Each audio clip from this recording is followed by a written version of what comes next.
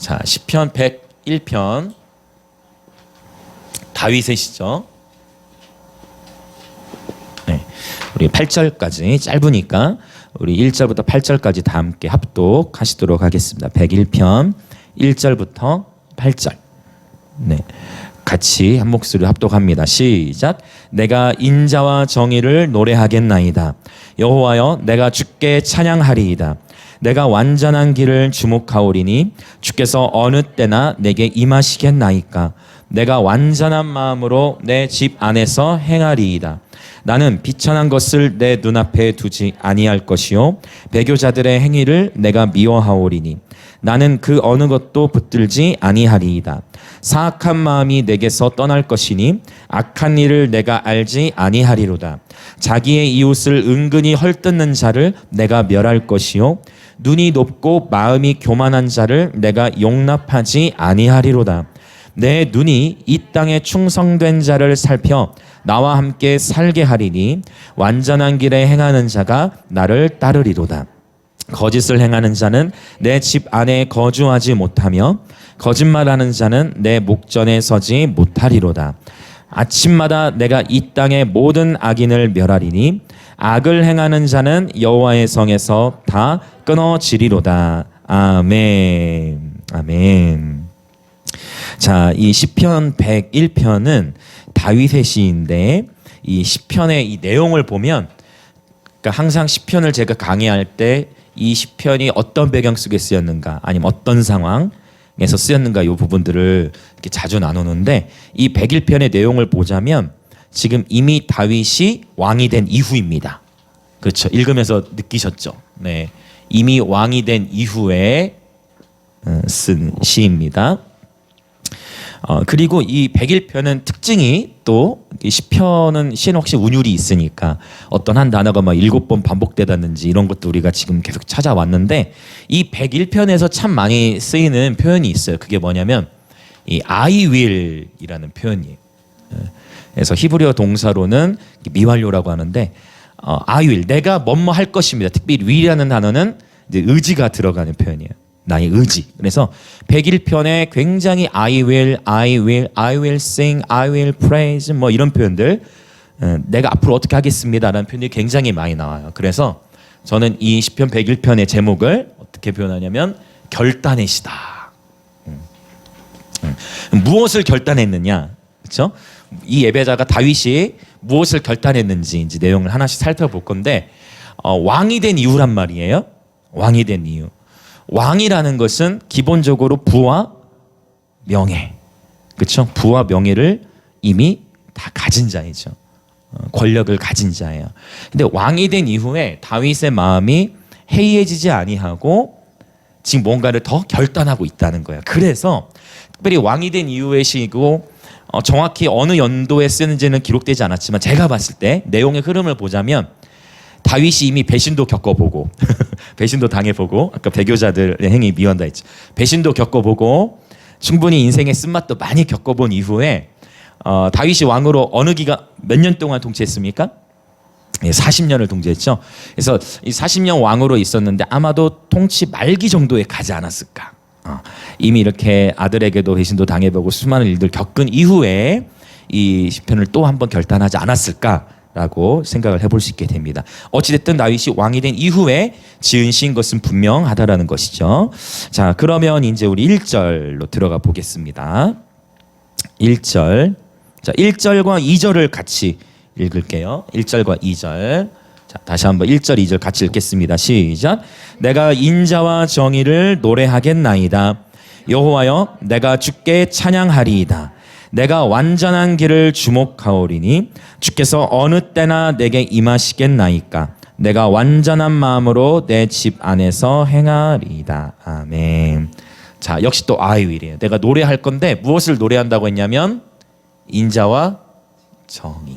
이 인자라는 단어 우리 시편에서 참 많이 나오죠. 구약 성경에서 헤세드라는 단어, 하나님의 무조건적인 사랑, 언약적인 사랑 을 의미한다라고 했어요.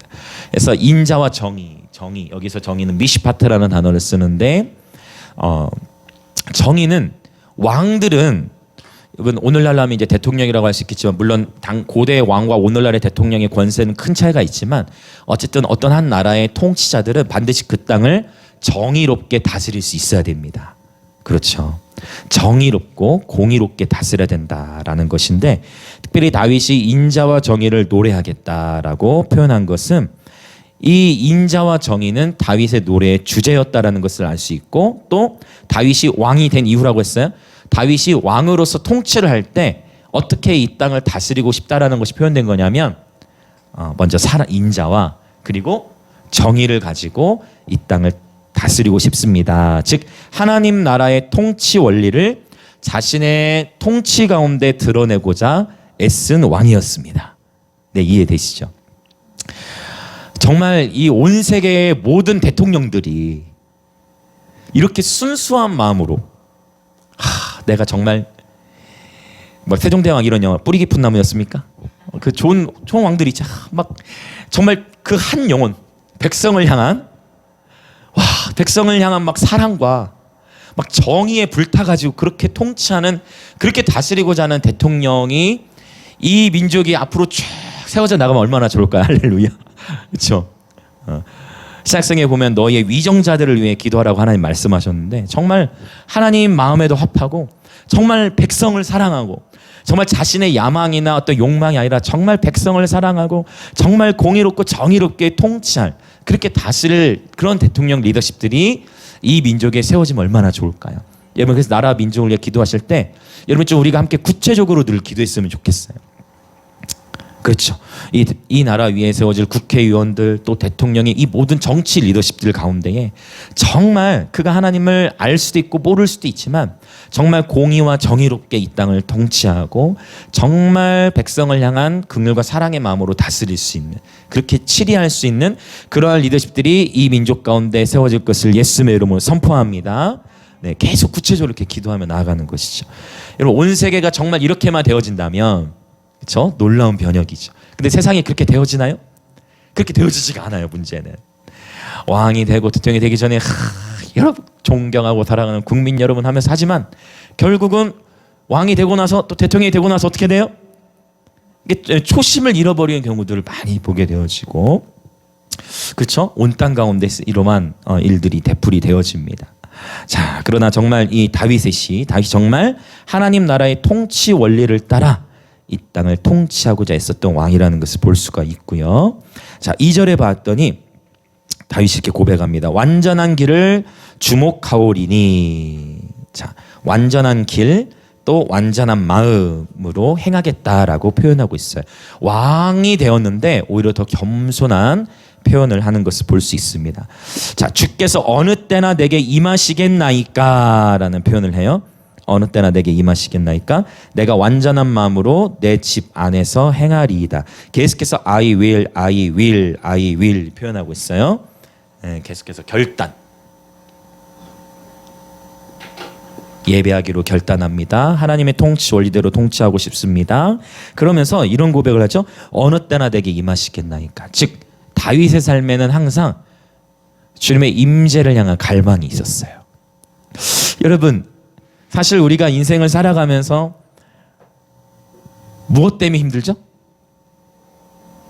어떤 일 때문에 어려움을 겪죠? 관계, 또 재정.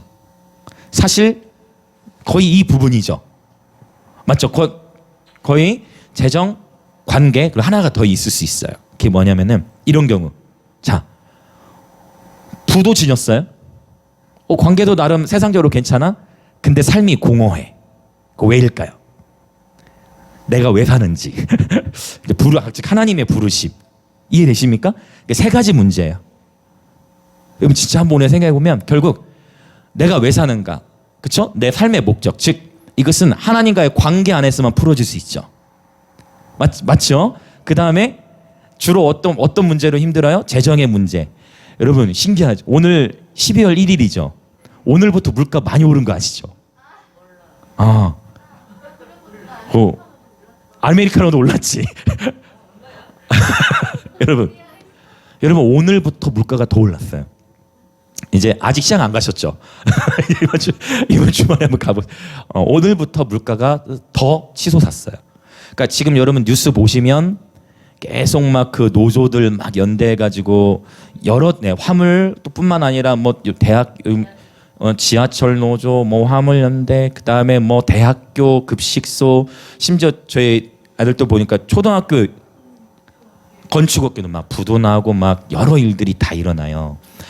네, 그러니까 지금 그러면서 코로나 때문에 관계가 막 더 단절되고, 자 결국 내가 왜 사는가, 내 인생의 목적, 그 다음에 재정의 문제, 그 다음에 관계 문제, 많은 경우 이 세 가지로 인해 인생의 큰 고민을 겪어요.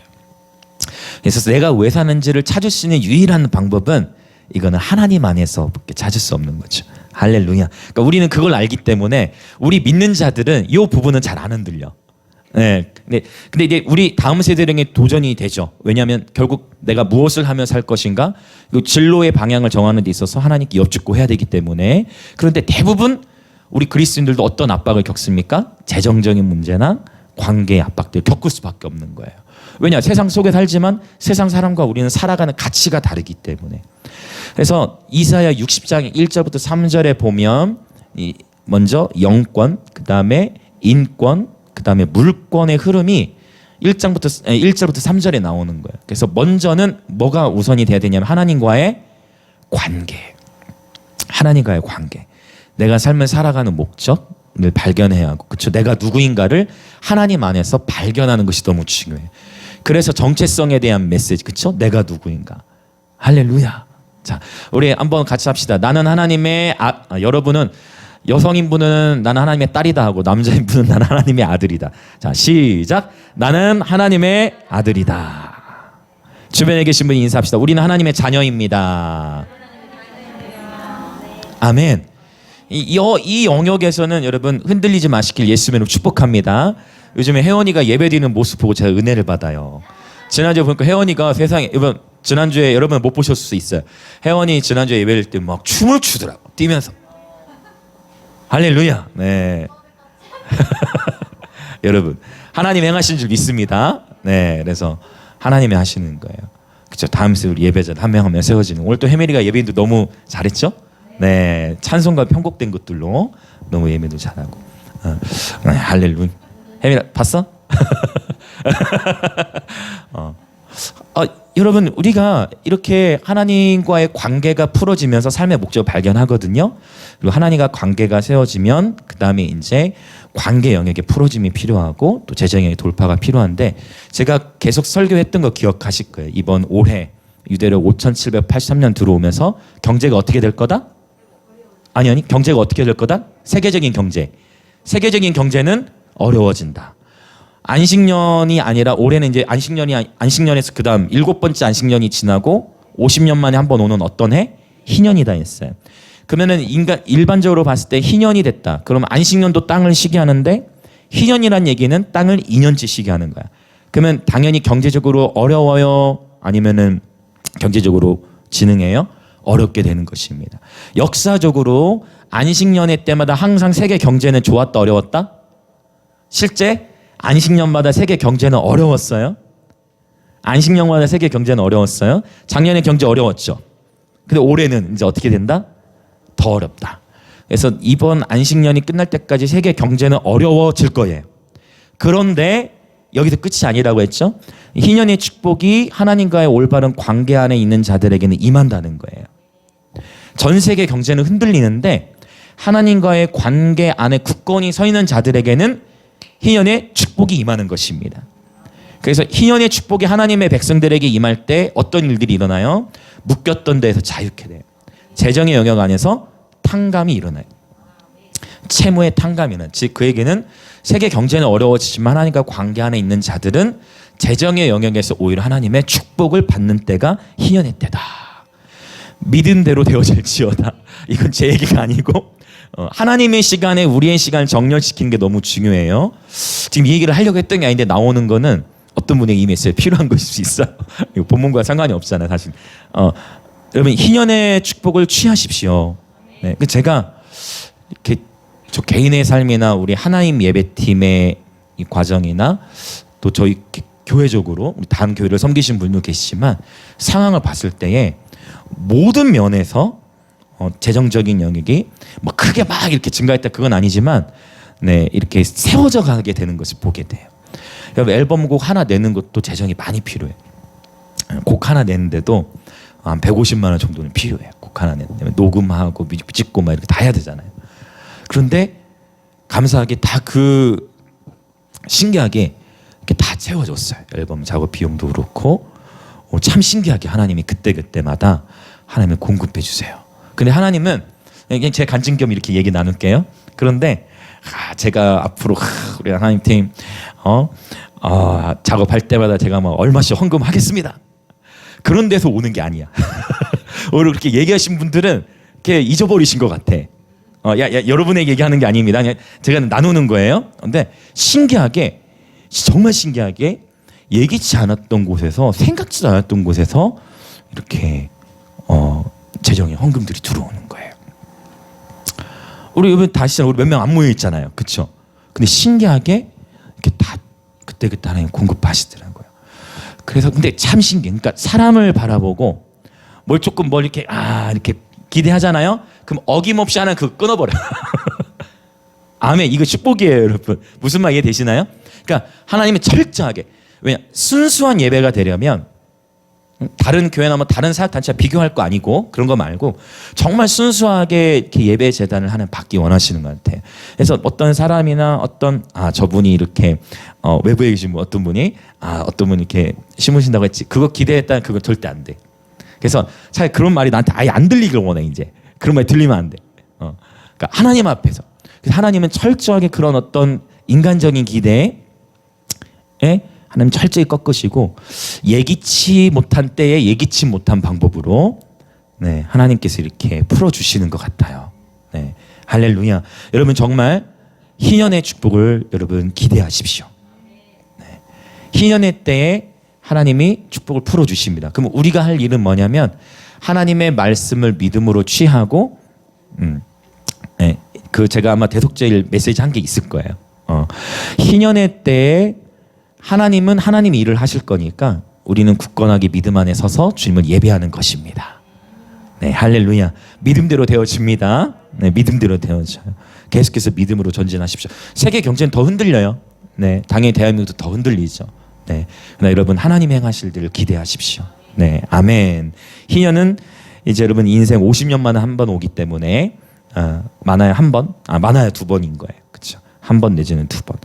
올 한 해를 기대하십시오. 자, 이 다윗의 결단인데요. 어느 때나 내게 임하시겠나요? 그러니까 다윗이 왕이 된 이후, 이 얘기하다가 지금 희년 얘기가 나왔네. 왕이 된 이후에 뭐 금은부와 다 누리죠. 모든 명예를 다 가지고 있죠. 그러나 그럼에도 불구하고 좀 다윗이 너무 좋은 것이 그거예요. 왕이 된 이후에도 실수들을 했잖아요. 죄들도 짓고. 그런데 결국 궁극적인 다윗이 마지막 인생의 마무리가 될 때까지 다윗이 구했던 유일한 갈망은 하나님의 임재였어요. 이 시편의 다윗의 시들을 보면 그렇죠? 나의 평생에 단 한 가지 소원이 있다면 그것은 여호와의 집 안에 거하는 것입니다. 주님의 임재 안에 거하는 것입니다. 라는 고백이었습니다. 다윗은 주님의 임재를 매우 사모한 그런 예배자였지요. 왕이 된 이후에도 주께서 어느 때나 내게 임하시겠나이까. 즉 다윗은 주님의 임재로부터 떨어지는 것을 철저히 경계하고 두려워했어요.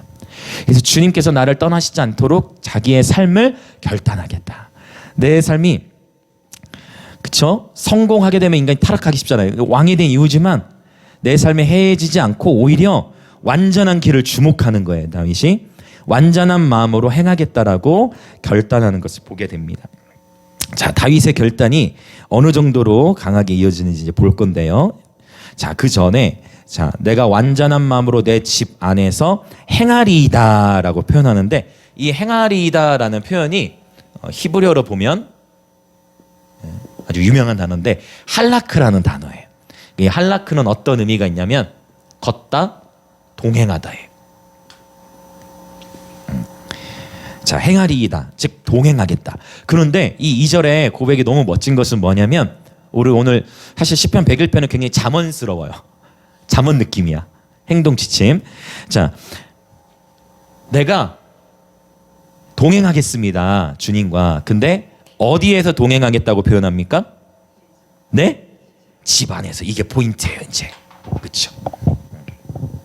네? 집 안에서. 집 안에서라고 표현합니다. 어쩌면 이 시대 우리에게 가장 큰 영적 도전일 거예요. 우리는 이렇게 회중 예배 시간을 통해 주님을 찾고 주님이 예수님 사랑합니다라고 고백하고 예배합니다.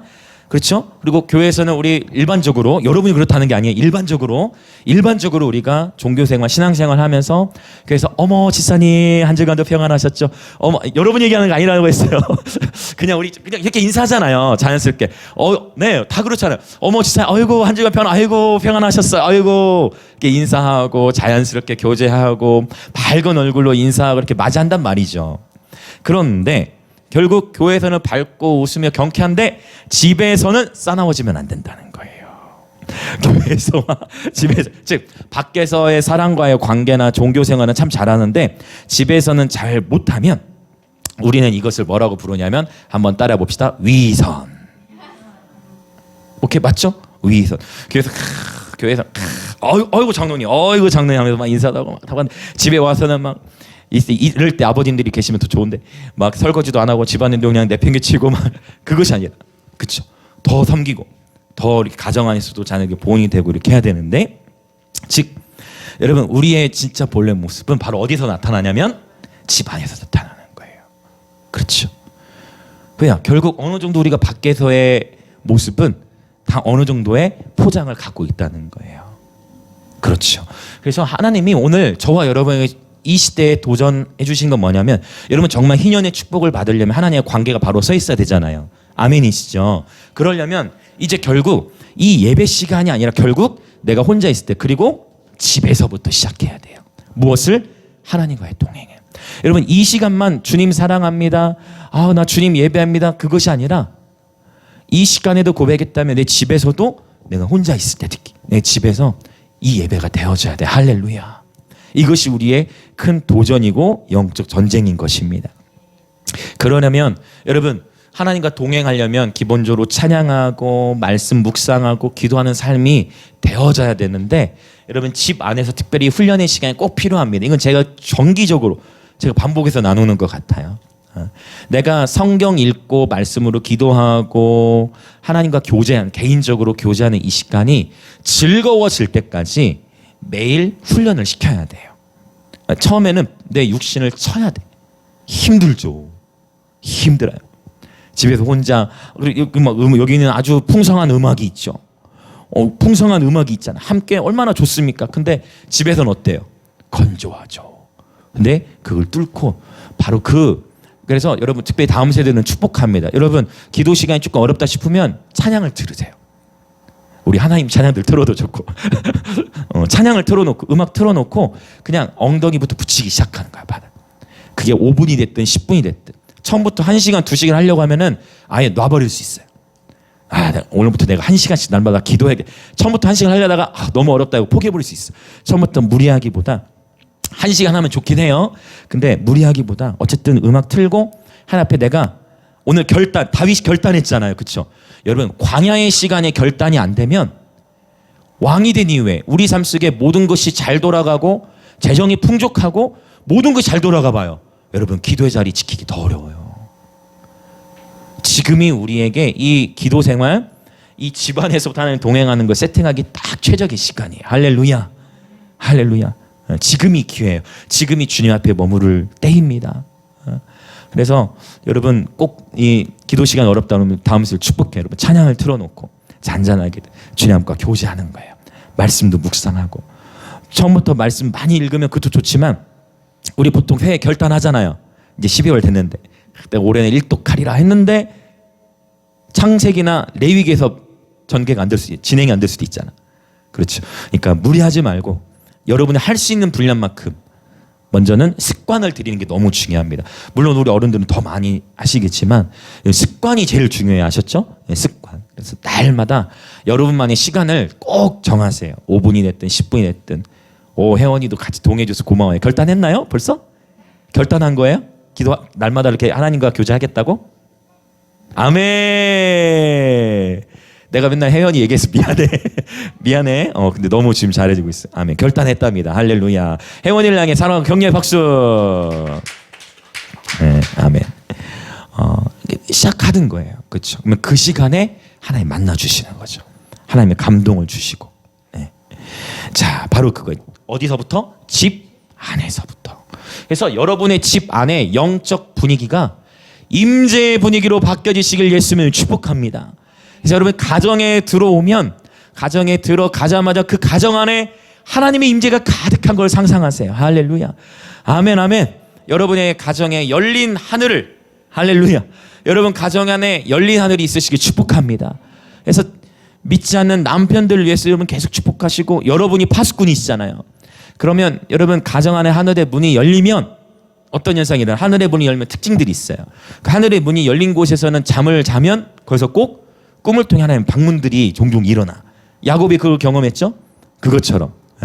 그래서 하나님께서 세일을 행하시도록 여러분 여러분의 가정에 바로 집 안에서부터 하나님과 한락 하나님과 동행하는 저 여러분 되기를 원합니다. 아멘. 네, 주님과 동행. 그래서 습관을 들여서 찬양하는 것 또 말씀 읽는 것 하나님과 교제하는 기도의 시간이 즐거워질 때까지 의무적으로 시간 꼭 정하시길 축복합니다. 우리 다음 세대를 축복합니다. 네.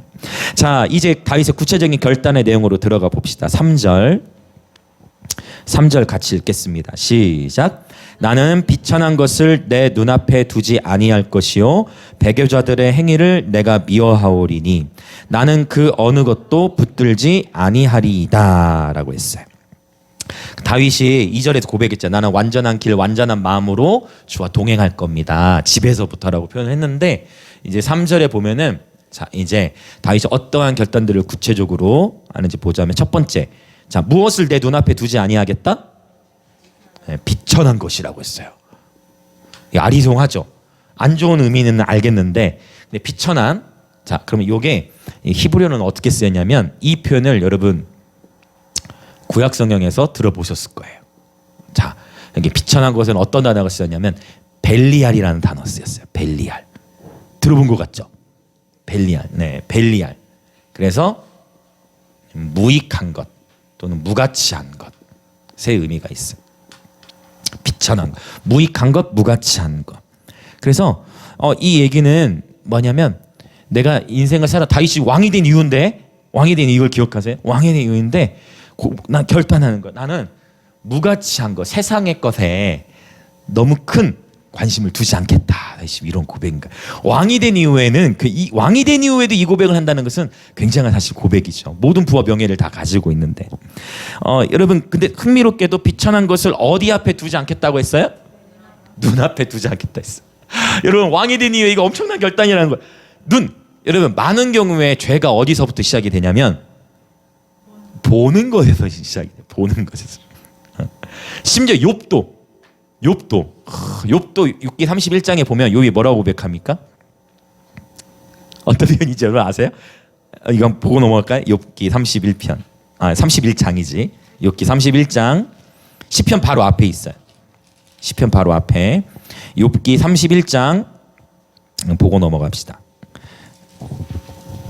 자, 욥기 31장 1절. 네. 1절 같이 읽겠습니다. 시작. 내가 내 눈과 약속하였나니 어찌 처녀에게 주목하랴. 아니 왜 이 고백이 나왔을까요? 욥이 왜 이 고백이 나왔을까요? 욥은 당대 의인이잖아요. 근데 왜 이 고백을 해요? 욥도 당대 의인이라고 당대 의인이라고 했는데 그러한 욥도 예쁜 사람 눈이 간다는 거예요 이렇게. 눈이 간다는 거예요. 그래서 여러분 우리 여성분들도 특별히 여러분 여성분들도 너무 짧은 너무 짧은 치마나 여러분 너무 이렇게 가슴팬 옷이나 이런 거 입으면 돼요 안 돼요? 남자들을 시험에 들게 하지 마세요 여러분. 시험에 들게 하지 마세요. 자 그래서 상상으로 들어간단 말이에요. 많이 동의해 주시는군요. 상상으로 들어간단 말. 우리 다 똑같아요. 자, 여러분 전혀 부끄러워할 필요가 없어요. 우리 다 똑같아. 다 똑같아. 다 똑같아. 이 당대. 네. 여자끼리도 그렇다는 거죠. 여자끼리도 그렇답니다. 그러니까 여러분 욥이 당대 최고의 의인이었던 욥도 이러한 고백을 한다는 거는 이 자리에 있는 저와 여러분들 다 똑같다는 거예요. 여기 막 여성분들도 똑같고 아 다행이다 나는 처녀를 나는 다행이네 나는 남자에 대해서 그러니까 그 의미가 아닌 거 아시죠? 똑같아. 반대로 적용하면 돼. 막 근육질 있고 막 멋지고 막 키 크고 막 그러니까 너무 육신적인 그거에 마음을 빼앗기면 된다 안 된다? 안 된다라는 거를 고백할. 그래서 제가 얘기하는 그거예요. 이게 제가 봤을 때는 다윗의 경험인 거예요. 다윗의 경험. 무슨 말 이해되세요? 왕이 된 이후에 다윗이 어떤 죄를 범했어요? 다윗이 옥상에 거닐었는데 뭐가 보여요? 밧세바가 목욕하는 걸 봤잖아요. 그래서 제가 이거 말미에 썼던 것 같다는 이 무슨 말 이해되시죠? 다윗이 옥상을 거닐다가 거기서 야시아만 옥상을 걸다가 밧세바가 목욕하고 있는 거기서 밧세바를 본 거잖아요. 거기서 본 걸로 인해서 거기서 무너졌잖아요. 그래서 보는 것을 늘 경계해야 되고 깨어 있어야 돼요. 그러니까 이 시대 예배자들에게 하나님 큰 도전이 이게 저를 포함해서 우리 모두에게. 그래서 죄도 처음부터 죄가 되는 게 아니고 어떤 것을 봤을 때 그것에 대해서 탐심이 생기게 되면 결국 음욕도 결국은 탐심이죠. 그걸 취하고자 하는 그쵸 어떤 의미 되시죠. 그래서 결국 이 탐심과 연결되는데 탐심은 골로새서 3장에 보면 3장 5절 뭐라고 표현해요? 탐심이 곧 우상숭배라고 했어.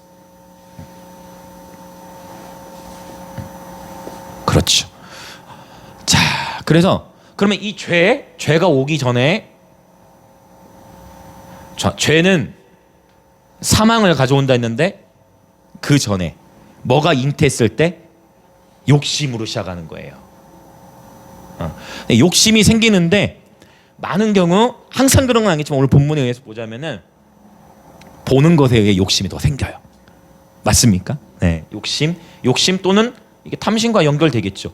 그래서 욕심, 죄, 사망으로 연결되는. 그래서 아무리 봐도 이 101편 다윗의 경험으로 쓴 거다. 제가 송경민 목사님 메시지를 이렇게 공유를 들었는데 그거 이렇게 많은 분들이 보셨다고 하더라고. 손 목사님이 얘기한 게 있어요. 은혜 만든 작곡가. 송경민 목사님 그런 얘기했죠. 본인이 어떤 하나의 곡을 지어서 그 곡이 나오기까지 하나님 자기의 삶을 테스트하신다는 거예요. 제가 그거 하면서 제가 떠오른 게 뭐냐면 아직 저희도 이제 주님의 놀라운 사랑은 다음 주에 나오는데 예전 언제 녹음했지 여호와의 사내를 한 1년 아마 작년 여름인 것 같은데 그때 녹음한 곡이 하나 있는데 그게 아직도 안 나왔어요. 왜 이렇게 자꾸 이게 안 될까 생각을 하는데 아직 이 곡이 때가 안 됐구나. 하나님 뭔가를 더 기다리시구나 생각을. 오히려 이번에 녹음한 거는 바로 이제 두 곡 다 이제 나오게 되잖아요. 참 뭘까? 그래서 제가 그 하나님 앞에 저도 더 이렇게 여쭙고 나가는 그게 사실 시편 24편 그 문드라 머리드라는 그러니까 여호와의 산에 오를 자 누구인가 하는 제목인데 주님의 때에 이 곡이 풀어지겠지만 그 전에 하나님 뭔가 우리 하나님 팀을 거룩히 하시려는 뭔가 하나님의 어떤 이 곡이 대중적으로 풀어지기 전에 뭔가 하나님 우리 팀에게 또 저에게도 우리에게 요구하신 어떤 것이 있나 보다 그런 생각을 하게 되고 생각해도 많은 분들이 고개를 끄덕끄덕 해주시네요. 네, 그래서 그런 부분 그러니까 하나님은 다 보고 계신 거예요. 그렇죠? 그래서 이 다윗의 고백의 시편 101편에 이 경험적으로 하는 고백이라고 저는 믿습니다. 그래서 우리가 은근히 눈으로 죄를 많이 짓게 돼요. 보는 것에 우리의 마음을 많이 빼앗기게 되어집니다. 그래서 왕의 위치, 즉 저와 여러분이 더 성장해 가고 성숙해 갈수록 더 높은 포지션, 더 높은 위치, 사회적인 승진이라든지 뭐 그런 것을 경험할수록 그만큼 여러분 더 많은 책임이 따르게 돼요. 다윗처럼. 그래서 다윗은 철저하게 이제 이런 표현. 자, 다윗이 결국 뭐를 하는 거예요 지금? 철저하게 자기 관리. 어떤 자기 관리? 주님의 임재로부터 멀어지지 않도록 자기 삶에 이제 결단을 하는 거예요. 그런데 여러분 솔직히 결단하면 그 결단대로 우리 삶에 다 될까요? 쉽지 않죠. 그런데 이 마음의 태도가 중요하다는 거예요. 무슨 말 이해되십니까? 결단을 일단 해요. 근데 결단해도 잘 안 돼. 그때 우리가 누굴 더 의지하게 돼요? 하나님 앞에 나아가는 거예요. 하나님 정말 내 힘으로 안 되네요. 오늘 또 주님의 은혜가 필요합니다. 오늘 또 주님의 은혜가 필요합니다. 오늘 또 성령님의 도우심을 간구하며 그래서 우리가 더 겸손케 되는 것입니다. 일단 결단은 해야 되는 것이 맞습니다. 맞죠? 성경적이죠? 네. 그래서 눈 보는 것을 경계해야 된다는 두 번째 3절 안에 들어있던 두 번째 고백. 자, 완전한 길 무엇을 다시 지금 경계합니까? 시편 101편으로 다시 돌아와서 보면 3절 끝에 배교자들의 행위. 배교자들의 행위를 어떻게 한다? 미워한다고 했어. 배교자들의 행위를 미워한다고 했어. 즉 여러분 이 표현을 했다는 건 제가 시편 23편 할 때 나누었지만 원수의 목전에서 상을 차려주신 하나님에 대해 나눌 때 거기서 표현한 그 원수가 누구를 가리키는 것 같다? 기억하세요? 원수의 목전에 상을 차려주신 하나님, 바로 자기 아들 압살롬이, 그쵸? 그 문맥적으로 제가 다 길게 살펴봤던 기억이 나요.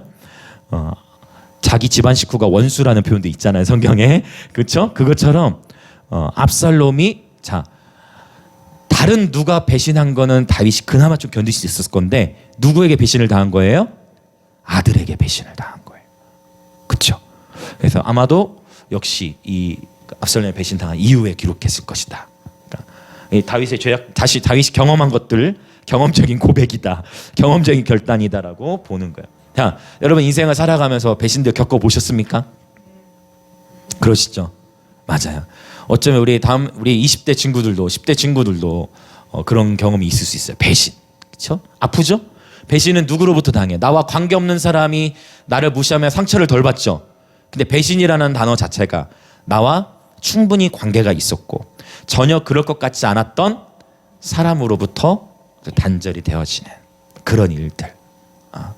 또 반대로, 여러분 반대로 그 얘기는 저와 여러분도 누군가에게 배신자가 될 수 있어요.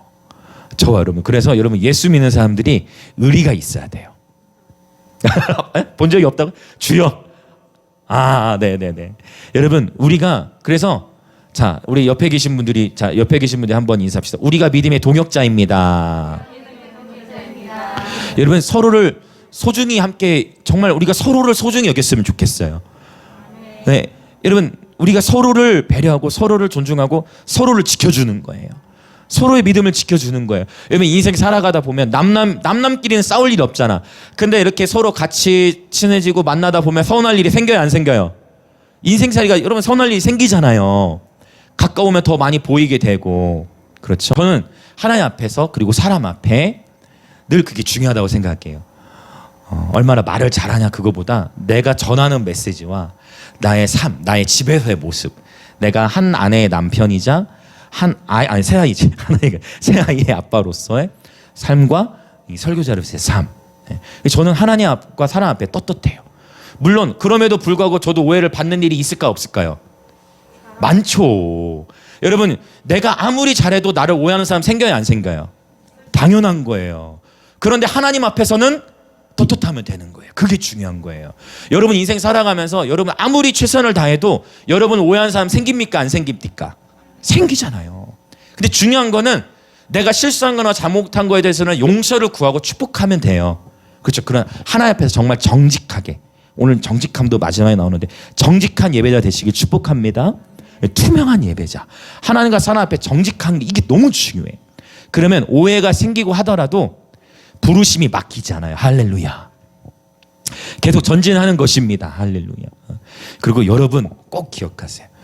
여러분 저와 여러분이 우리 서로를 보호하고 서로를 지켜주고 배교자들의 행위를 미워한다 한 것은 다윗의 고백으로부터 나온 거예요.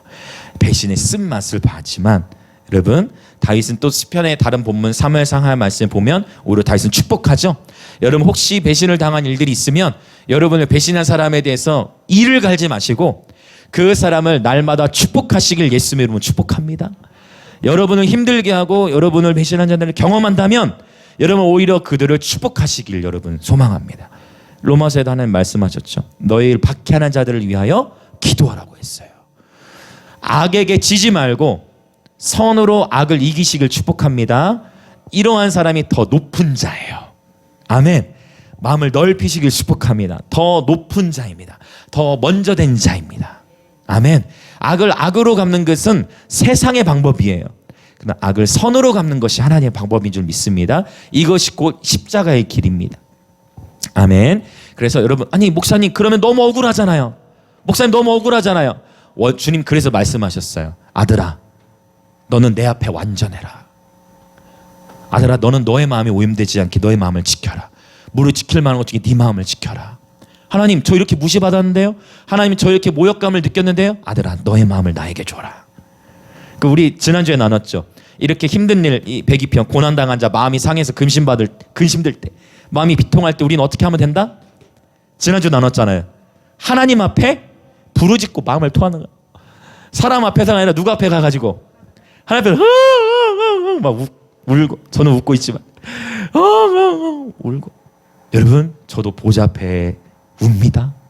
전 자주 웁니다. 할렐루야. 저는 자주 울어요. 그런데 제가 말씀드렸죠. 저는 상처 때문에 이제 울잖아요. 저는 주님의 임재로 인해 웁니다.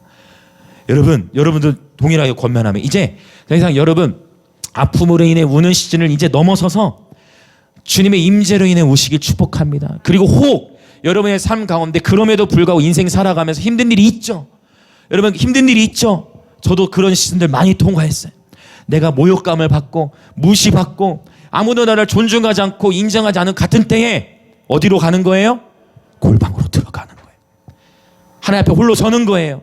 때로는 남편도 아내도 이해 못할 때 많죠. 이해 못할 때. 그럼 어디로 들어가요? 주님 앞에, 주님과 쇼부를 보는 거예요. 주님 앞에 들어가는 거예요. 그리고 거기서 뭐해요? 울기 시작하는 거예요. 하나님 앞에 화손하기 시작하는 거예요. 그러할 때 우리의 마음이 회복되어집니다. 할렐루야. 아멘, 아멘, 아멘, 아멘, 아멘. 그래서 여러분 혹 배신을 겪었다면 그들을 오히려 더 축복하시길 여러분 소망합니다. 그리고 저와 여러분도 늘 나도 누군가에게 배신자의 위치로 가지 않기 위하여 오히려 여러분이 오히려 주변에 있는 사람을 더 세워주시고, 할렐루야, 옆에 있는 지체들을 서로 더 격려하시고, 때로는 실수하면 함께 여러분 진리에서 벗어나지 않는다면 함께 믿음으로 오히려 더 서주시고, 할렐루야, 우리 모두 그런 귀한 믿음의 동역자들 되길 원합니다. 자, 우리 주변에 계신 분들 인사합시다. 내가 당신과 함께 서겠습니다. 아멘. 아멘. 서로를 함께 격려하는 거예요. 자, 이제 또 더 나아가 봅시다. 이제 4절 같이 읽겠습니다. 시작. 사악한 마음이 내게서 떠날 것이니 악한 일을 내가 알지 아니하리로다 라고 했습니다. 자, 이제 4절인데 세 번째, 자, 완전한 길로 가기 위해서 무엇을? 사악한 마음을 제가 경계하겠다라고 지금 표현하고 있어요. 이 사악한이라는 단어의 응용사는 어떤 단어가 쓰였냐면 이키시라는 단어를 쓰는데, 이 이키시라는 단어는 어떤 의미가 있냐면 구부러진, 비뚤어진 이런 의미가 있어요. 구부러진, 비뚤어진. 그래서 이것을 어떻게 볼 수 있냐면 현대식으로 얘기하면 삐딱한 마음, 그리고 이런 표현 아시죠? 냉랭하다, 냉랭한 마음, 이런 표현들이에요. 다윗이 이것들을 경계하겠다는 표현이 사악한 마음이 내게서 떠날 것이니 라고 표현하고 있습니다. 여러분, 우리가 어렸을 때부터 저도 역시 가정환경 속에 그런 어려움을 많이 겪었잖아요. 아버지 부재 가운데. 그런데 우리가 상처를 받다 보면, 그렇죠? 또 어려운 일을 계속 반복해서 겪고 고난 가운데 있고 상처를 계속 받다 보면 우리의 마음이 어떻게 될까요? 상처에 의해 스크래치가 나요. 그래서 우리의 마음이 어떻게 돼요? 삐딱해지고. 이런 표현 이해되십니까? 마음이 이렇게 비뚤어지는 거예요. 마음이 냉랭해져요. 이것을 경계. 예배자의 심령이 늘 온유라는 것은 사실 부드러운 것을 의미하는데, 구부러져 있고 비뚤어져 있고 삐딱하고 냉랭한 마음들이 끊어질 것을 예수님의 이름으로 선포합니다. 이 타이밍이 굉장히 중요해요. 지금도 이것을 선포하고 있잖아요. 그렇죠? 믿음으로 취하십시오. 삐딱하고 구부러져 있고 냉랭한 마음들이 예수님의 이름으로 끊어질지어다. 이 타이밍에 한 분이 없어서 아쉽네. 삐딱하고 구부러지고 냉랭하고 구부러져 있는 마음들이 예수님의 이름으로 끊어질지어다. 그래서 늘 우리의 마음이 부드러워질 수 있도록 깨어 있어야 됩니다. 그래서 저와 여러분의 마음을 그리스도의 성품으로 잘 다져져야 합니다. 아멘. 그리스도의 성품으로만 잘 성품이 다져지시기를 예수님의 이름으로 축복합니다. 습관적으로 삐딱해지고 습관적으로 냉랭해지고 습관적으로 비뚤어지는 마음의 태도가 예수님의 이름으로 완전히 끊어지고, 아멘, 온유와 겸손의 심령으로 하나님을 기쁘시게 하는 예배자들의 군대가 되어질지어다. 아멘. 이제 5절로 가봅시다. 5절 같이 읽겠습니다. 자, 시작. 자기의 이웃을 은근히 헐뜯는 자를 내가 멸할 것이요, 눈이 높고 마음이 교만한 자를 내가 용납하지 아니하리로다. 아멘. 자, 5절. 자, 먼저 뭐가 나왔습니까? 자기의 이웃을. 근데 이웃을 헐뜯는데 어떻게? 은근히 헐뜯는다. 참 말씀이 참 그쵸? 이런 건 아주 이웃을 은근히 헐뜯는 자를 멸할 것이요라고 표현하고 있습니다. 자, 이웃을 은근히 헐뜯는 자, 여러분 다 이해되시죠? 네. 자, 하나님을 사랑하는 보이지 아니하는 바, 그쵸? 보이는 바 형제를 사랑하지 아니하는 자는 보이지 않는 바 하나님을 참으로 사랑할 수 없느니라라고 하는 말씀하셨단 말이에요. 그래서 여러분 정말 우리 이웃이라는 건 가까이에 있잖아요. 여러분 지체들을 서로 축복하고, 절대 우리가 경계될 게 뭐냐면 험담과 비방. 그래서 항상 뭐가 중요하냐면, 그러면 목사님 어떻게 될까요? 직면. 때로는 그쵸? 이 비방과 험담은 절대 하나님이 기뻐하시지 않고 직면에서 같이 대화로 풀어나가는 것이 굉장히 중요해요. 그렇죠. 그래서 앞과 뒤의 말이 달라지지 않죠. 반드시 직면해야 돼요. 서로 간의 소통이, 대화가 이렇게 되어지지 않으면 오해는 또 다른 오해를 낳게 되는 것을 우리는 인생 가운데 너무 많이 경험하게 되어집니다. 그래서 우리의 이웃을 은근히 헐뜯는 자가 되는 것이 아니라, 여러분 이웃을 내 몸과 같이 사랑하는 저와 여러분 되기를 원합니다. 하나님 앞에서 정말 정직하게 네 이웃을 축복하고 사랑하는 저와 여러분 되기를 원합니다. 자, 그 다음에 자, 5절에 하나가 더 나와요. 다윗의 결단. 자, 어떤 결단입니까? 눈이 높고 마음이 교만한 자를, 눈이 높고 마음이 교만한 자를 내가 용납하지 아니하리로다라고 말씀하셨어요. 그래서 제가 이 시편 강의하면서 이 부분을 참 많이 나눴던 것 같은데, 여러분 겸손은 존귀의 앞잡이이지만 교만은 패망의 선봉입니다. 신앙생활을 잘 하다가도 쭉쭉쭉쭉 잘 올라가다가도, 그렇죠? 신앙생활을 잘 하면서 나아가다가도, 여호와의 산 믿음으로 쫙 올라가다가도 교만하면 한순간에 떨어져 버립니다. 여러분 산도 마찬가지. 올라가는 것은 어렵지만 내려오는 것은 더 쉽잖아요. 한순간에 나락으로 떨어질 수 있다. 그래서 늘 겸손한 마음을 유지해야 되는데, 예배자들에게 있어서 이 겸손이라는 것은 너무나 중요한 덕목이죠. 겸손.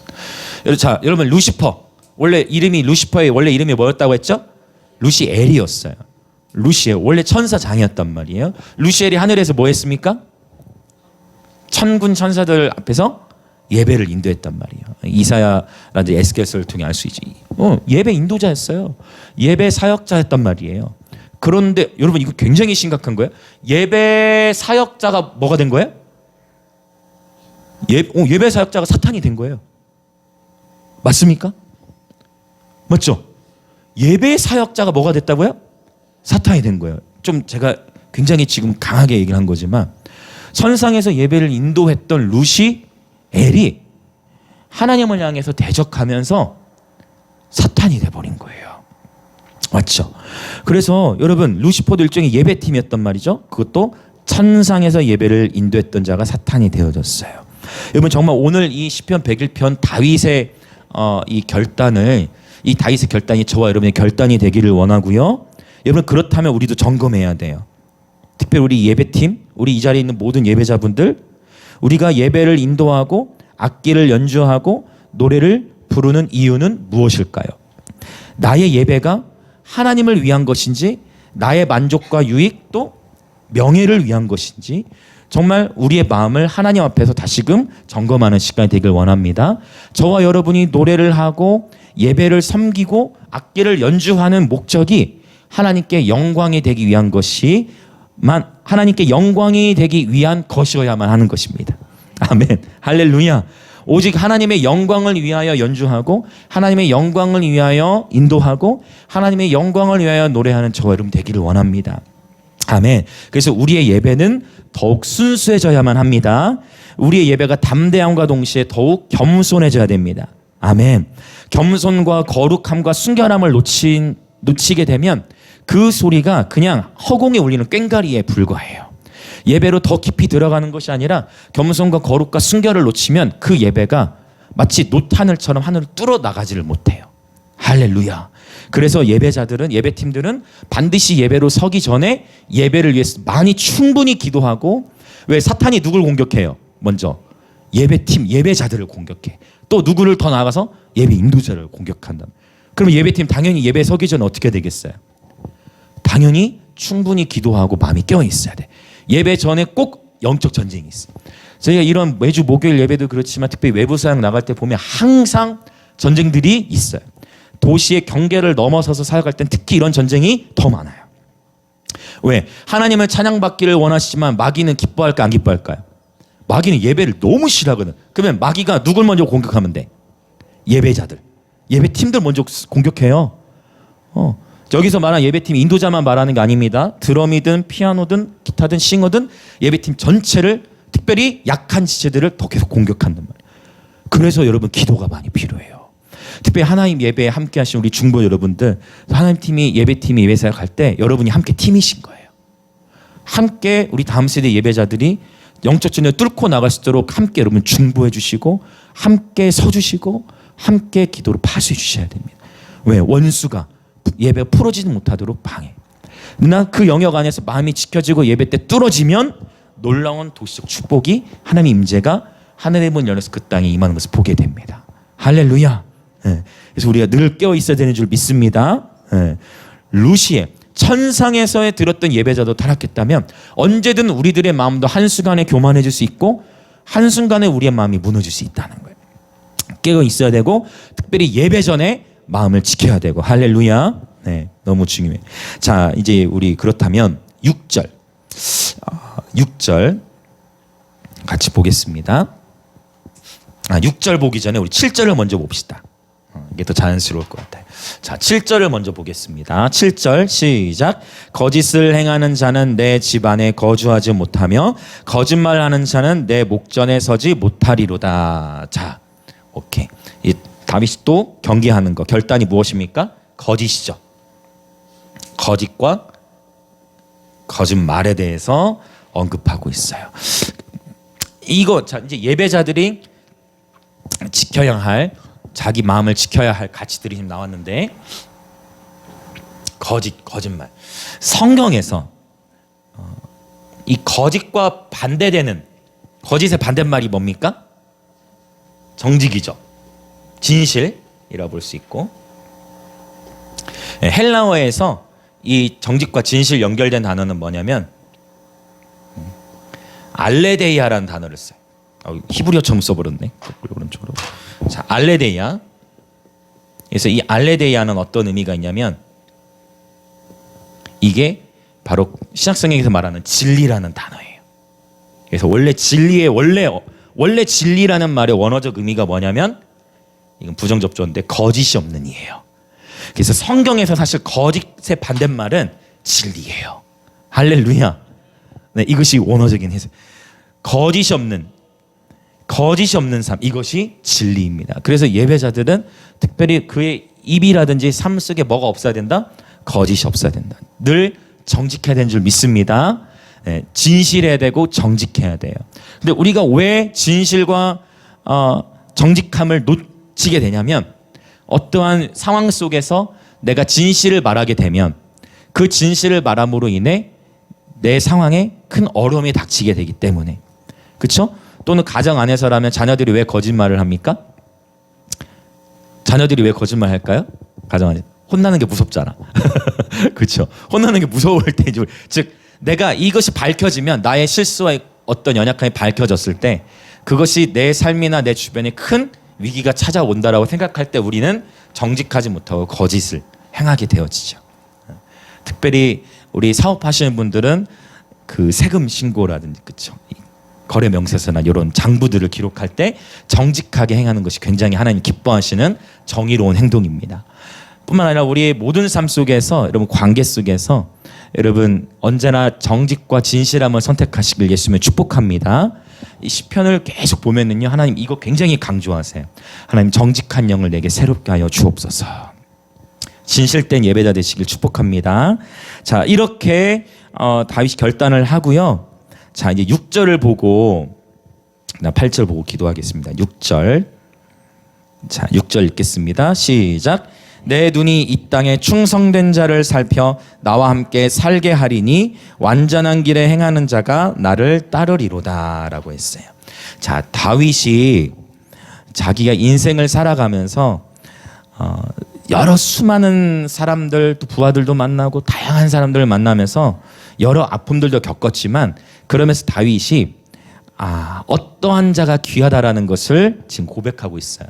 자 어떤 자입니까? 내 눈이 이 땅에 맞습니다. 충성된 자입니다. 충성입니다.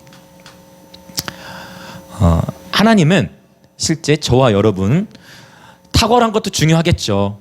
어떠한 영역 안에서 전문가가 되어져서 열심히 하고 잘하는 것 너무 중요해요. 잘하는 것 중요하겠죠. 그러나 이 어떤 탁월함보다도 그렇죠? 하나님이 보시는 가장 놀라운 열매 중에 하나는 무엇이냐? 바로 이 충성입니다.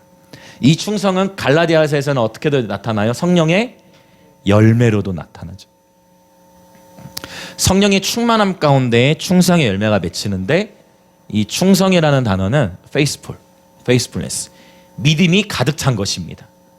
충성은 또한 신실함으로도 번역이 되죠. 신실한 것을 주님을 향한 믿음, 주님을 향한 신뢰가 가득한 상태가 바로 이 충성이에요. 주님을 향한 신뢰가 가득한 상태. 그래서 주님은 말씀하셨어요. 작은 일에 충성된 자는 큰 것에도 충성되리니 내가 그에게 더 많은 것을 맡기리라 말씀하셨죠. 그래서 주님은 반드시 우리 믿는 자들의 삶 가운데에 이 충성, 신실함을 테스트하십니다. 할렐루야. 테스트하세요. 신실한지.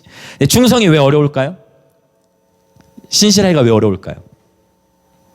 충성하기가 왜 어려울까? 어렵죠. 왜 어렵죠? 인내가 부족. 자, 네. 또 어려워요. 게을러서.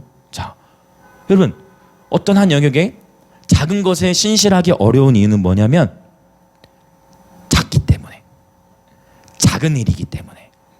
여러분 큰 일에는 대부분의 사람들이 신실하게 하려고 합니다. 맞나요? 내게 맡겨진 일 중에 정말 화려하거나 아니면 큰 일이나 중요한 일들, 그런 일을 당연히 우리는 신경을 쓰겠죠. 근데 우리가 많은 경우에 신실하지 못하는 영역은 뭐냐면 지극히 작은 영역에 신실하지 못하게 될 때가 많아요. 누구나 다 그렇습니다. 이 신실함이 왜 어렵냐면 나만 혼자 하는 것 같기 때문에 어려워요. 세상과 비교가 되기 때문에 어려워요. 하나님이 나에게 맡기신 어떤 작은 것이 있다 하는데 그 작은 것에 그 신실하기가 왜 어렵냐? 그것이 작아 보여서 하기 싫은 것도 있고, 그렇죠? 작아 보여서 하기 싫은 것도 있고, 가만히 보면 나만 충성하는 것 같아, 나만 신실한 것 같아. 그러니까 그 일에서 어떻게 결국 나도 놓게 되어지는 경우를 보게 되어져요. 여러분 이것은요, 여러분 충성, 오늘 여러분이 돌아가시면서 이 신실함, 하나님이 나에게 맡기신 가장 작은 분깃은 무엇인가? 하나님이 나에게 내가 신실하게 원하시는 하나님 맡기신 영역은 무엇인가? 여러분 그 영역을 한번 여러분 묵상해 보셨으면 좋겠어요. 왜? 어떤 영역에 다른 사람은 나한테 그거 하라고 부르지 않았는데 하나님은 나한테 그거를 맡기셔. 그래가지고 내가 꼭 그 부르심의 자리를 지켜야 돼. 근데 여러분 신기한 것은 뭐냐면요, 이것은 하나님을 무서워해야 되는 거에 또 해당이 돼. 하나님은 계속 우리에게 기회를 주세요. 테스트를 하신단 말이에요. 기회를 계속 주셔. 부르심의 자리 하나 탁, 자 어디 한번 보자. 주호 네가 거기에서 내가 맡겨준 그 일 아무도 보지 않지만 네가 그 자리에서 묵묵히 내가 너를 불렀으니까 네가 거기서 신실하게 하는지 보자. 이것은 다른 이와 비교할 수 있는 것이 아니라는 거예요. 하나님과의 관계인 거예요. 하나님과의 관계. 다른 사람은 중요치 않아. 왜? 다른 사람은 그 부르심을 안 받았겠지. 하나님 나를 부르심. 네가 그거 잘하고 있는지 보자. 라고 하나님 나를 부르셨어. 그 영역을 계속 잘 했을 때 하나님께서 더 큰 것들을 맡겨 가신다라는 것입니다. 그 하나님 맡기셨던 영역 안에 신실하지 못하면 어떤 일이 일어나느냐? 하나님 계속 기회를 주시는데 내가 그거 나 이거 안 할 거야 이제 하고 놔버렸어. 그럼 하나님 어떻게 하시느냐? 계속 기회를 주시고 마음에 부담이라는 걸 주신단 말이에요. 네가 해야 된다. 이렇게 네가 해야 될 일이다. 하나님이 내가 너를 불렀다고 하나님 주님 저 싫어요. 주님 저 싫어요. 하나님하고 뭐 해요 지금? 밀당이 일어나. 주님 저 싫어요 하고 그러는 가운데 그럼 하나님 어떻게 되느냐? 그러면 그 부르심을 어떻게? 하나님 계속 기회를 주시는데 그게 안 되면 하나님은 다른 일을 넣으세요. 무슨 말 이해되시죠?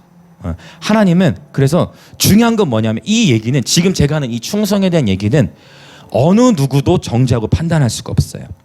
하나님의 모든 일을 향한 부르심이 다 같아요, 달라요? 다르기 때문이에요. 그래서 이 얘기는 여러분 자신이 하나님과의 관계 속에서 풀어져야 될 영역인 거예요. 하나님이 나를 어디로 부르셨고 무엇을 부르셨나? 내게 맡기신 작아 보이는, 남들이 보기에 작아 보이는 일이 있거든요. 무슨 말이 되십니까? 남들이 보기에 참 작아 보이고 아무것도 아닌 것 같은데 하나님 나를 부르신 어떤 영역이 있다면 그 영역을 신실하게 감당할 때 어떤 일이 일어나느냐? 하나님이 더 큰 걸 맡기시는 거예요. 할렐루야. 혜미 반주 좀 해주세요. 하나님 더 큰 일을 맡기시는데 저는 제 삶 속에서 이거를 정말 많이 경험했어요. 정말 많이 경험해서 어떤 때는 막 도망가려 하기도 했고 어떤 때에는 이렇게 안 하고 싶기도 했고 근데 하나님은 계속 저를 부르신 게 뭐였냐면 일단 기본적으로 여러분도 아시겠지만 끊임없이 골방에서 예배하게 하셨어. 아무도 보지 않는 골방 혼자만 있을 때 특별히 제가 스페인에 있을 때 꺼주셔도 돼요. 스페인에 있을 때 제 개인적으로 참 어려운 또 어떤 한 시간대를 통과하고 있는 과정들이 있었는데 혼자 문을 닫고 방으로 들어가 주 앞에 웁니다. 그리고 골방에서 끊임없이 예배했어요. 저는 또 그때가 다 통과된 줄 알았어요. 근데 하나님은 저를 농사짓게 시켰어요. 완전히 산골짜기. 장 한번 보러 가려면 차로 40분을 나갔는데 차도 없을 때 얼마나 비참해요, 그쵸? 처절하죠? 나는 이제 다 훈련됐다 생각이 난 처절하게 완전히 골짜기, 산골짜기에다가 맨날 열무만 먹고 살아야 되고 산골짜기에 넣으셔가지고 거기서도 뭐 해요? 왜 하나님 나를 뭘로 부르셨기 때문에 예배자로 부르셨으니까 산골짜기에서 또 혼자 뭐 해요? 예배하는 거예요. 왜? 하나님 나 예배자로 불렀으니까 나를 여기로 보내신 분이 하나님이시니까 이럴 때는 나를 보내신 이가 하나님 이런 거 부르면 많이 몰라. 하나님 나를 부르신 건 다른 이하고 비교할 수가 없는 거야. 왜 하나님 앞에 하나님은 왜 나를 이렇게 산골짜기에다 넣어놔가지고 맨날 이게 힘든 일만 시키고 하나님은 나를 왜 여기 바로스나 여기다 집어넣어놓고 나 혼자 외톨이 되게 하시고 예배 그렇게 따질 수가 없는 거예요. 왜? 하나님이 나를 부른 거니까 하나님이 나를 거기다 넣으신 거니까. 그런데 그 자리에서 예배 그러고 났더니 하나님께서 하나님의 방법으로 저는 그래서 골방에서 예배하는 게 너무 좋아. 그러는 가운데 하나님이 어느 날 저에게 한국교회 큰 예배팀의 디렉터가 되게 하셔가지고 5년이라는 시간 동안 약 30여 명의 예배팀을 이끌고 2천여 명이 모인 컨퍼런스를 진행하게 하셨어요. 예배팀의 디렉터. 골방에서 하도 예배를 하다 보니까 회중이 2천 명 이상 수천 명이 모여 있어도 제 눈에는 예수님만 다 보이는 거예요. 여러분 너무 빨리 성공할 필요 없습니다. 할렐루야. 여러분 너무 빨리 드러나려 하지 않아도 됩니다. 중요한 건 하나님이 나를 부르신 자리에서 내가 그거를 묵묵히 신실하게 감당하는 거 하나님은 그걸 보시는 거예요. 할렐루야. 하나님은 그걸 보시는 겁니다. 묵묵히 하나님 앞에서 감당하는 것이죠. 그러할 때 주님은 그 테스트를 통과되면 그 다음에 큰 일들을 맡기시더라고요. 그리고 저는 여러분도 한번 등등 보셨겠지만 제 입장에서 저는 어렸을 때부터 운동만 많이 했던 사람이 있잖아요. 운동, 축구, 운동만 했던 사람이니까 책 읽는 것도 느리다고 했고, 그렇죠? 지금도 책 읽는 속도 많이 느리다 했어요. 성경 읽는데도 시간이 더 오래 걸리고. 그런데 하나님 저를 설교자로부터 부르셔가지고 너무 부담스러운 거야. 처음에 설교하기 시작하고 있어요. 너무 부담스러운 거야.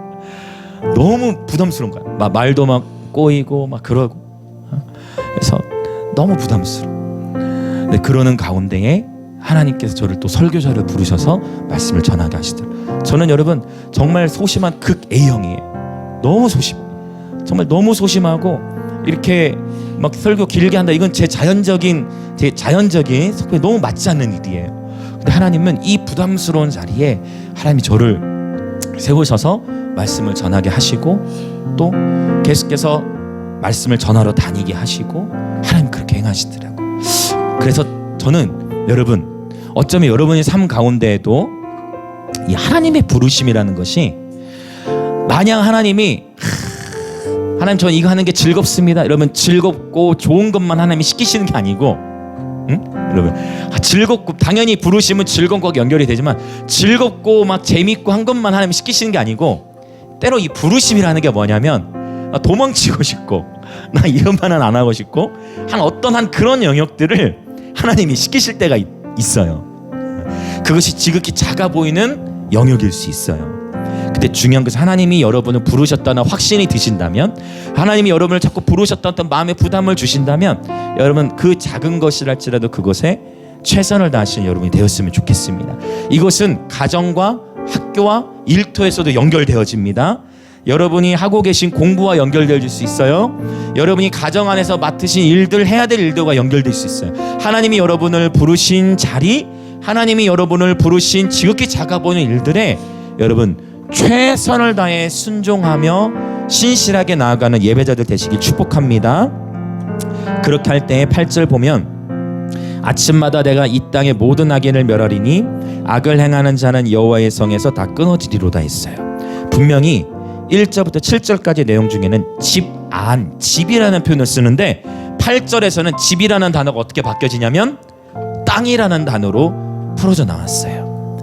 이 얘기는 여러분 결국 우리는 도시를 축복하고, 그렇죠? 이 김해 땅에 깨어나길 기도하고 이 땅을 위해서 기도하는 예배자들인데, 여러분 도시를 축복하고 열방을 깨우기 전에 먼저 여러분 내 집 안에서부터, 할렐루야, 집 안에서부터 주와 동행하는 저 여러분 되길 원합니다.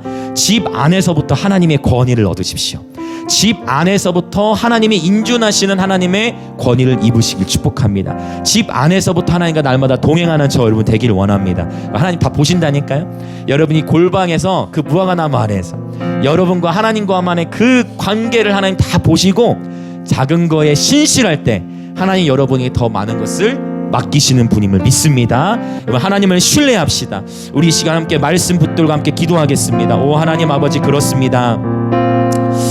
주님, 오늘 이 다윗의 결단을 보게 하셨습니다.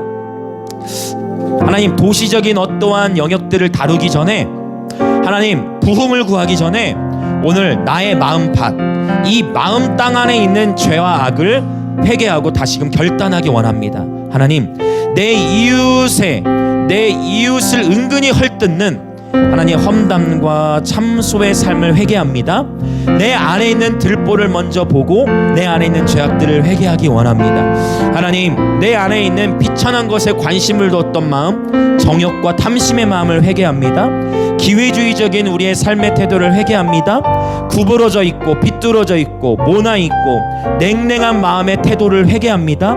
이웃을 은근히 헐뜯고 비방하는 태도를 회개합니다. 눈이 높고 마음이 교만한 것을 회개합니다. 거짓과 거짓말을 일삼는 정직하지 못했던 나의 태도를 회개합니다. 하나님, 이 시간 용서하여 주시옵소서. 오늘 이 시편 101편의 말씀을 통해 우리의 삶을 빛 비추어 주시니 감사합니다. 이 시간 말씀에 의지하여 함께 회개하며 나아갑시다. 주여 외치며 기도합니다. 주여, 할렐루야. 주님 앞에 거룩한 예배자 되게 하소서. 오 하나님 아버지, 전능하신 주님, 오늘 시편 101편을 통하여 하나님, 다윗이 인생을 살아가면서 수많은 일들을 겪었습니다. 다윗도 살아가면서 상처받는 수많은 일들이 있었습니다. 하나님, 그러는 가운데 오늘 다윗의 이 결단, 하나님, 모든 부와 명예를 다 가진 이후에 다윗이 하는 이 결단을, 오늘 이 다윗의 결단이 오늘 나의 결단이 되기를 원합니다. 하나님, 이 시간 오늘 회개합니다. 하나님, 내 눈앞에 비천한 것을 두었던 것을 회개합니다. 이 세상의 정욕과 탐심에 나도 모르게 눈이 멀어져 갔던 것을 회개합니다. 주님, 무릇 지킬 만한 것 중에 나의 마음을 지키게 하시고, 하나님, 특별히 나의 눈으로 무엇을 보는지를 잘 분별하여서 하나님, 허탄한 것에 우리의 마음이 빼앗겨지지 않도록 거룩하고 순결한 예배자의 군대가 될 수 있도록 성령님 인도하여 주시옵소서. 성령님 마음을 붙들어 주시옵소서. 성령으로 충만케 하여 주시옵소서. 오 주님, 또한 우리 마음 안에 구부러지고 비뚤어지고 삐딱하고 또 냉랭한 냉소적인 태도를 회개합니다. 이 시간 우리 주 예수 그리스도의 이름으로 선포하느니, 우리 마음 안에 구부러져 있고 비뚤어져 있고 냉랭한 상처로 인하여 오염되어져 있는 우리의 마음을 이 시간 회개하오니, 모든 어둠의 마음들이 이 시간 제어지기를 기도합니다. 성령으로만 충만케 해주시고 모나 있는 우리의 마음을 부드럽게 하시고 오직 성령께서 열매 맺는 땅으로 우리의 마음 땅을 기경시켜 주시옵소서. 하나님, 우리는 입술이 부정한 자여서 수시로 이웃을 은근히 헐뜯고 비방하기 쉬운 연약한 존재들입니다. 오늘도 다시금 주의 말씀을 붙들고 우리의 옛 자아를 부인하며 아버지 앞에 회개하며 나아가는 것은 주여 정결케 하시고, 주여 우리의 입술을 정결케 하셔서 아버지 하나님의 선하시고 기뻐하신 뜻대로만 전하고 나누는 입술이 되게 하여 주옵소서. 우리 안에 부정적인 입술, 우리 안에 비방과 참소의 입술이 있었던 삶을 회개합니다. 주님, 정직한 영을 새롭게 하셔서 우리를 정결케 하여 주시고 거룩케 하여 주시옵소서. 오 주님, 우리 안에 하나님 아는 것을 대적하여 높아져 있는 모든 교만한 마음을 회개합니다. 주님, 용서하여 주시옵소서. 아버지, 회개가 곧 축복임을 기억하게 하시고 오늘 이 시간 회개의 영을 부어 주시옵소서. 할렐루야. 오 주님, 그렇습니다. 정결케 하여 주옵소서. 오 주님, 그렇습니다. 순결한 예배자의 군대가 되게 하여 주시옵소서. 주님, 그렇습니다. 거룩함으로 준비되어 하나님, 우리의 마음이 하나님 거룩하고 순결하고 정직하게 준비되어 하나님 우리를 어디로 보내시든지 우리가 그 땅에 가서 진정한 예언적 경배를 풀어놓을 수 있도록 준비된 예배자들이 되게 하여 주시옵소서. 준비된 예배자들이 되게 하여 주시옵소서. 주님, 실력도 중요하고 그 모든 중요한 많은 것들이 있겠지만, 그러나 우리의 연주가, 우리의 노래가, 우리의 예배 인도가, 우리의 예배 사역이 울리는 꽹과리가 되지 않게 하시고, 주님, 그렇게 되기 위하여 우리의 마음이 겸손히, 그리고 주님 사랑 안에 거룩한 예배자들의 공동체가 될 수 있도록 선한 영향력을 흘러보내는, 어디를 가든지 하늘의 문을 여는 그러한 예배자들의 군대가 될 수 있도록 우리의 마음을 겸손케 하시고 우리의 마음을 거룩케 하시어 주님께서 붙들어 주시고 오직 주님만 나타나고 주님만 영광 받으시는 예배자들의 군대가 되게 하여 주옵소서. 계속해서 더 기도하기 원합니다. 맡은 자들에게 구할 것은 충성 곧 신실함이라고 주님 말씀하셨습니다. 하나님께서 저와 여러분에게 부르신 가정, 또 학교, 그리고 교회 또는 일터에서 저와 여러분이 맡은 남들이 보기에 지극히 작은 일들, 그런 일들이 있다 할지라도 여러분, 그 하나님 나를 보내시고 부르신 자리에서 최선을 다하시기를 축복합니다. 성실하게 섬기시기를 축복합니다. 섬김이 영적 권위를 가져옵니다. 더 낮아지시기를 축복합니다. 탁월해지려 하기보다 신실해지려 하시기를 축복합니다. 탁월해지려 하기보다 우선 작은 일에 충성하는 저와 여러분이 되기를 원합니다. 그러면 기름 부음은 증가됩니다. 이 시간 다 같이 주여 한번 외치고, 하나님, 나를 보내시고 부르신 가정과 학교와 또 교회 그리고 일터 가운데 하나님 나에게 맡겨주신 지극히 작아 보이는 그 일, 하나님 내 마음에 부담을 주시는 그 일에 내가 신실하게 감당하는 예배자 되게 하여 주시옵소서. 그러할 때에 하나님께서 여러분에게 더욱 큰 것을 맡기시게 될 것입니다. 다 같이 주여 한번 외치고 우리 신실함을 구하는 기도하겠습니다. 주여